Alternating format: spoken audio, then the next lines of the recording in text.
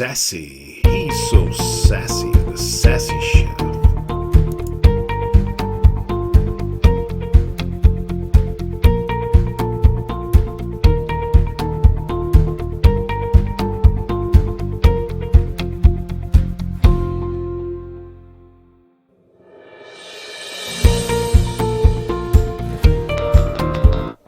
Sassy. He's so sassy, the Sassy Chef. Okay, well tonight we're going to have a sausage, pepper, and pierogi skillet. Now one thing we're doing tonight that we don't always do, we try not to, is we're using some prepackaged food. This was bought from Costco's. It does have a minimum amount of additives, so if you take a look at the actual ingredients, while it's not fresh, it's not as toxic as most processed foods. Okay, so the first step here is going to be to cook these cheese and potato pierogies, and let's give it a shot. So the first step is to preheat our skillet on a medium heat. And we need a skillet that we can place into the oven, so make sure that you've got an oven-able skillet. We're going to add some butter. So we've got our oil and butter heating up. We're now going to place our pierogies flat side down, if there is a flat side, and going to try to get each of these, get a nice brown color.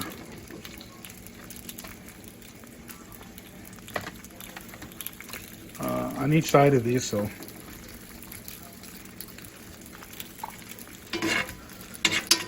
you start to hear the butter and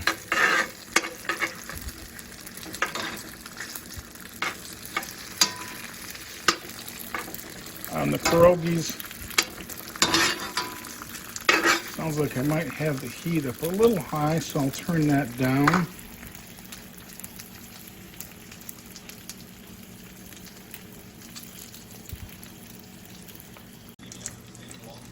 Okay, so after being on the medium heat, we'll flip over the pierogies, and we're trying to get that nice light brown color on these. That's a little darker, but yeah, these are looking pretty good.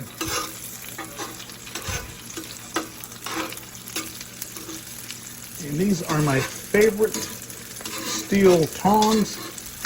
One of the staples for any kitchen is to have a good, nice pair of steel tongs. We've actually got about 3 other pair of tongs that I just don't like because they've got plastic, they've got other things on them. I like a real simple steel tong, and that is, again, one of these utility pieces of equipment you've got to have. And these particular pierogies are stuffed with a cheese onion mix, so we're looking forward to that flavor. And right now we just have to try to get I think a little bit of a crisp on all 3 or so sides of these pierogies. I like my potatoes with a little bit of a crisp to them, so we'll try to get these things done as evenly as possible.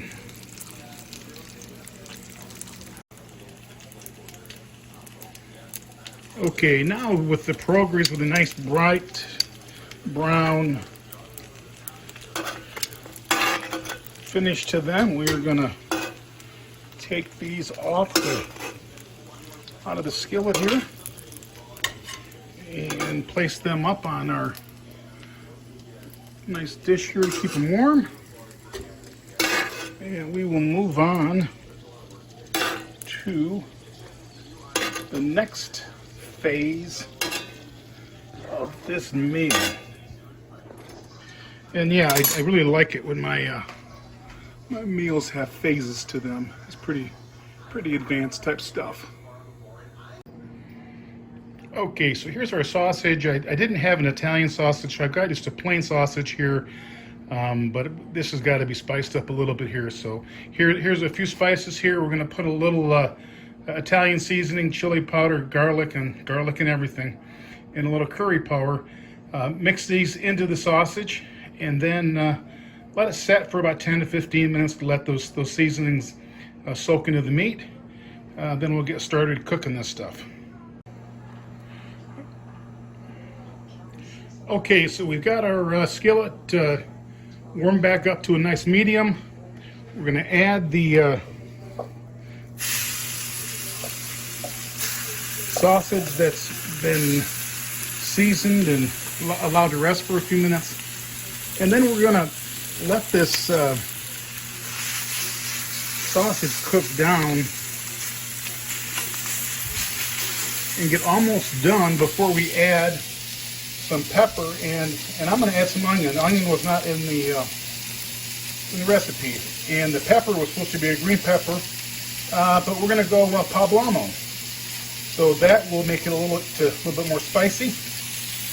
And one mistake that a lot of people make is they put the vegetables in with the meat, and that causes the vegetables to get way overdone and soggy. I'm not a big soggy vegetable guy. I like my vegetables crisp. We'll wait till this is almost done before we add the peppers and onions. I've got a little bit of a retraction. The pierogi is more like a pasta. It's a doughy dough with egg and flour. It's stuffed with potatoes, cheese, and onions. So that's a little bit of a retraction. Apparently there's some debate whether the pierogi came from China, from Marco Polo into Italy, or came from Russia, from Kiev into Poland.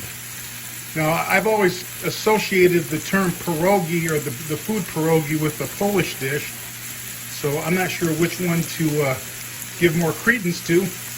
But yeah, there was a little bit of a debate where the original pierogis came from. Okay, so the sausage is almost done. We're going to add those peppers and onions to the mix. One of the things you'll notice that I got a kind of a char going on the sausage, and that's not because I burn it. You know, if you if you ask my kids about any of this black stuff on meat, you know what they're going to say? That's flavor. Because when they were little kids and the hot dogs got a little bit too done, or I burnt one side of the pancakes, I just said that's flavor, and you need to eat it. So anyways, yeah, so we're going to get those vegetables a little bit cooked, not too much, because again, I like my vegetables crunchy. And then we're going to pull the sausage mixture off, and then we're going to start with the sauce. Yes, this is going to be a saucy dish.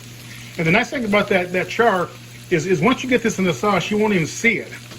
But it gives you a flavor, and it's going to give you a texture. And when you're eating this stuff, you're just gonna die because it's going to taste so good. But you're going to feel that char and go, ooh, there's some flavor. And we'll see you in a minute. Okay, those vegetables are done just perfectly. As you can see, still pretty crisp, but they're done enough. They've probably given a little bit of a flavor to the sausage, but where that flavor is going to really come out is when you add those vegetables to the sauce and let them marinate in that sauce.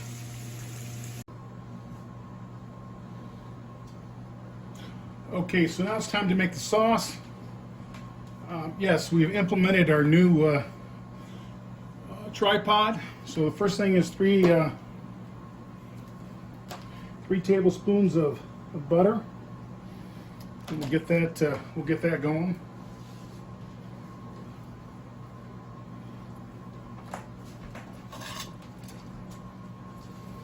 Kind of speed that up a little bit. Oh no, wax paper. This will taste much better without the wax paper.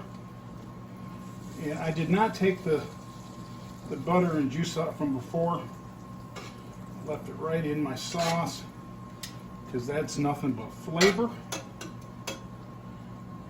And we'll get this 3 tablespoons of butter. And yes, the recipe will be posted at the end of this video because I know you guys are just dying to make this. If you're thinking, if this guy can do it, anybody can. And this pan's a little weird. It's got a little bit of a bump in the center, so all this juice wants to go to the sides. But we'll make it work. Okay, now we're gonna whisk in three tablespoons of butter or flour. And yeah, I should have put that in a little bit at a time, but what the heck, right? And I think most of this mixing is going to occur at the edge of the pan because that's where most of my butter is. And we're going to cook this just for a couple minutes to get it brown. I think the official word for this is a nice roux. Isn't that right, Kelly? Roux? Yes. Am I making a roux?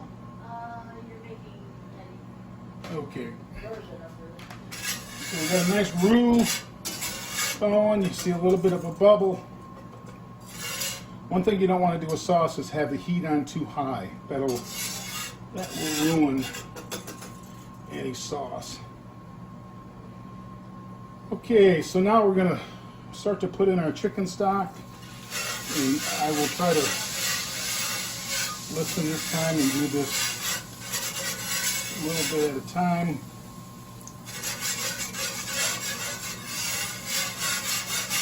Yeah.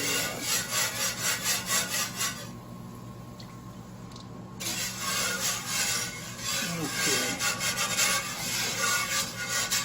There we go. Whisk. And I tell you to whisk, but boy, it sure seems a little shallow to whisk much, doesn't it? I think I'm doing more scraping than whisking.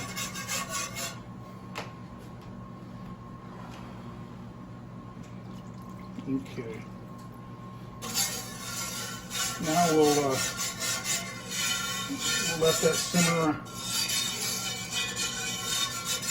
for a few minutes there.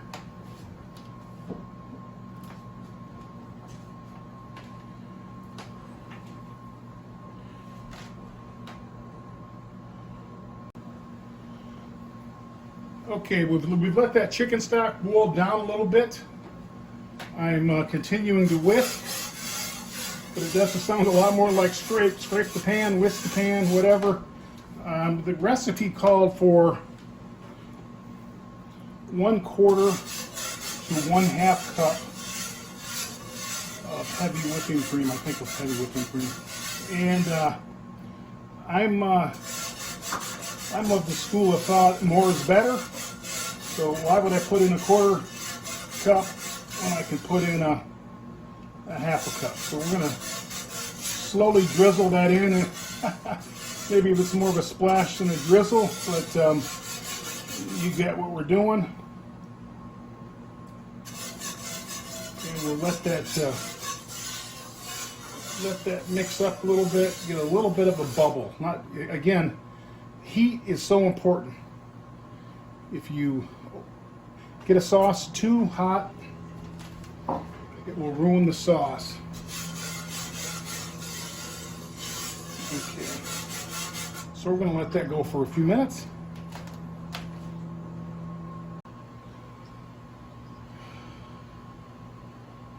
Okay, so the last step is to put in the ground stone mustard.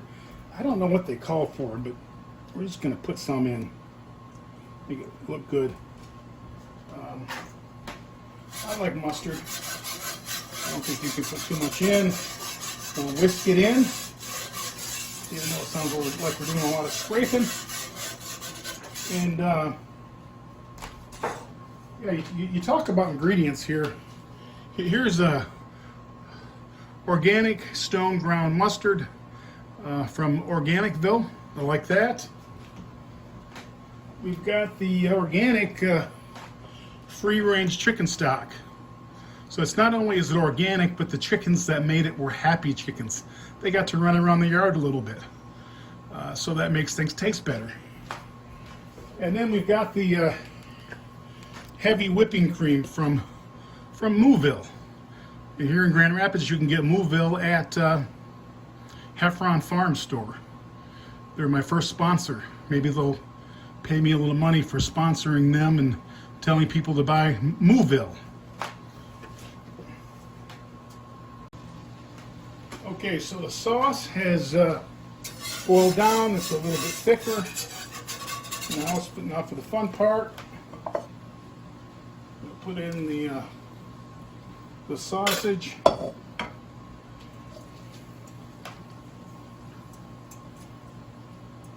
I probably cooked more sausage than what the recipe called for, because as we talked about earlier, what's my philosophy? More is better. But that might not be the case here. Look, darling, look at my chicken drawings. Show everybody your artistic work, assistant. My chicken drawings. Assistant Chef Kelly. I'm decorating. Thank you. Yes, we are learning new skills and have time to do that now. And now we're going to add in the pierogies. Oh, got a lost pierogi. We don't have enough to